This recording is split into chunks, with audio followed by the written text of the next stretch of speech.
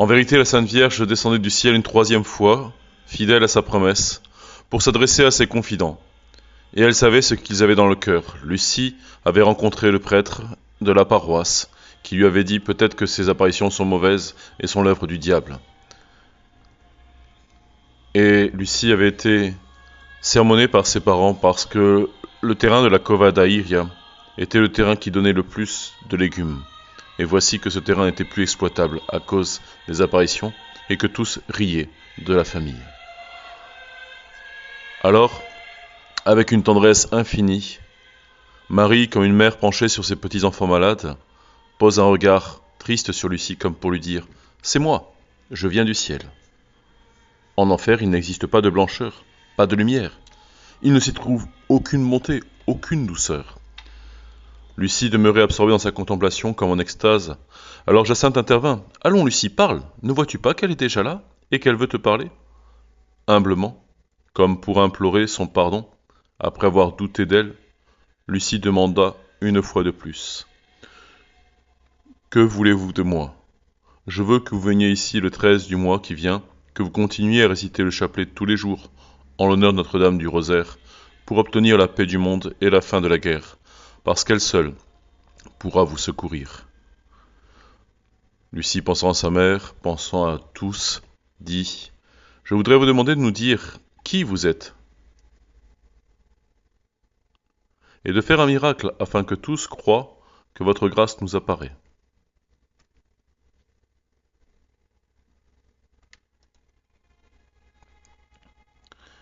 Continuez à venir ici tous les mois, en octobre, je dirai qui je suis, ce que je veux, et je ferai un miracle que tous verront pour croire. Toute heureuse, et sans perdre de temps, Lucie se mit à présenter à la Vierge toutes les requêtes qui étaient là. Marie répondit simplement qu'ils avaient tous à ne pas être pressés, qu'elle savait ce qu'elle avait à faire, et qu'ils avaient à prier le chapelet pour leur conversion, et pour être exaucés. Et elle dit... Sacrifiez-vous pour les pécheurs et dites souvent à Jésus, spécialement lorsque vous ferez un sacrifice. Ô Jésus, c'est par amour pour vous et pour la conversion des pécheurs et en réparation des péchés commis contre le cœur immaculé. Lucie poursuit. En disant ces dernières paroles, elle ouvrit de nouveau les mains, comme les 2 premiers mois. Le reflet de la lumière du ciel parut pénétrer la terre, et nous vîmes comme un océan de feu plongé dans ce feu. Nous voyions les démons et les âmes des damnés.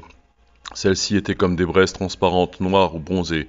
Ayant forme humaine, elles flottaient dans cet incendie soulevé par des flammes qui sortaient d'elles-mêmes.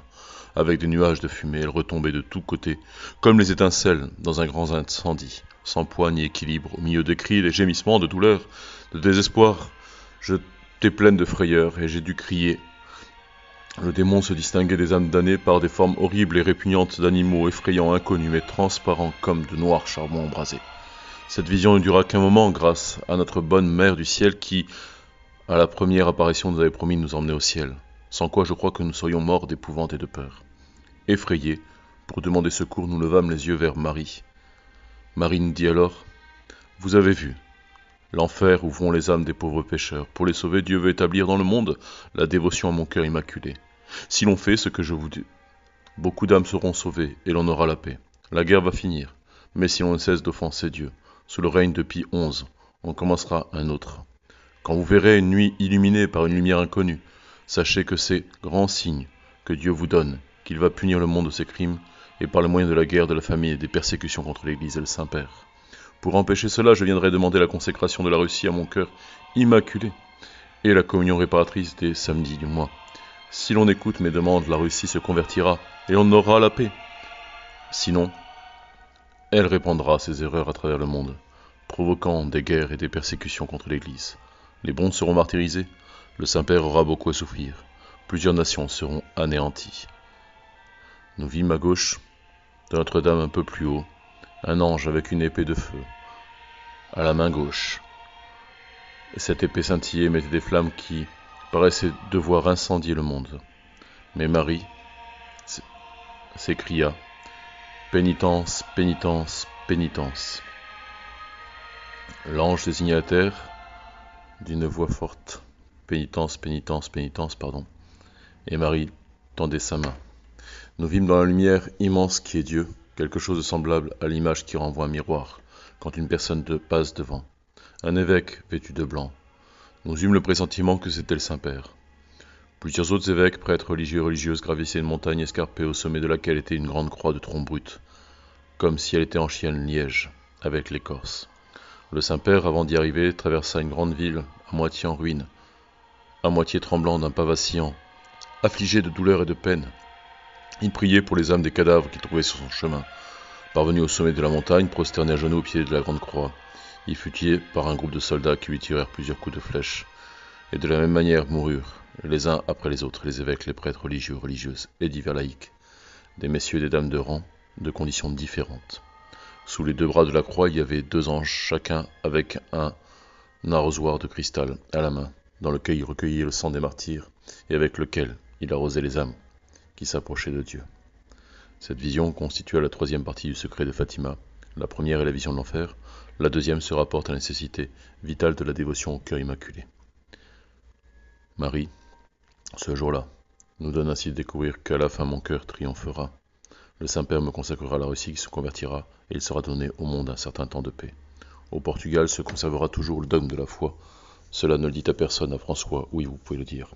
Quand vous récitez le chapelet, dites après chaque mystère, ô mon Jésus, pardonnez-nous nos péchés, préservez-nous du feu de l'enfer, et conduisez au ciel toutes les âmes, surtout celles qui ont le plus besoin de votre sainte miséricorde. Après quelques instants de silence, Lucie se posa une dernière question. Votre grâce ne demande-t-elle rien de plus? Non, aujourd'hui je ne te demande rien de plus. On entendit, à ce moment-là, se souvient Monsieur Marteau, quelque chose comme un coup de tonnerre.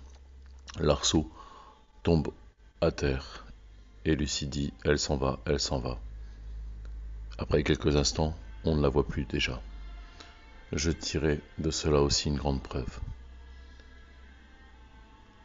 Oh Lucie, qu'est-ce que notre femme t'a dit pour que tu sois devenue triste lui demanda quelqu'un.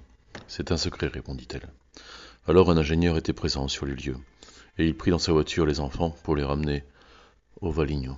Et il s'arrête devant l'église, et nous avons la première photo des enfants, le 13 juillet, peu après la vision de l'enfer. Nous avons encore sur leur visage la réalité de ceux qui viennent vivre